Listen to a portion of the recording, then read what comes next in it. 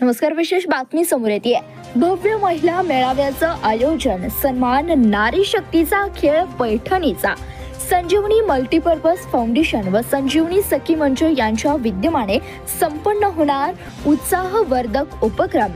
पन्हाळा तालुका महिलांच्या सर्वांगीण विकासासाठी आणि त्यांच्या कला, आत्मविश्वास व सामाजिक सहभागाला प्रोत्साहन देण्यासाठी संजीवनी मल्टीपर्पज फाउंडेशन व संजीवनी सखी मंच यांच्या विद्यमाने सन्मान नारीचा खेळ पैठणीचा हा कार्यक्रम भव्य महिला मेळावा व स्नेहभोजन गुरुवार दिनांक 13 नोव्हेंबर रोजी आयोजित करण्यात आला आहे।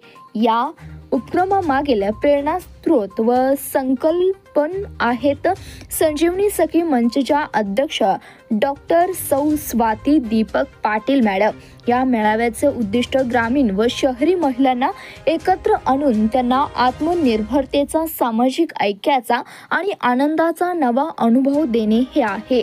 डॉक्टर स्वाती पाटील मॅडम यांनी सांगितले आहे की महिला ही घराघराची नव्हे तर समाजाची शक्ती आहे, जिच्या आत्मविश्वासाला आणि कौशल्याला व्यासपीठ मिळावे म्हणूनच हा मेळावा आयोजित करण्यात आला आहे।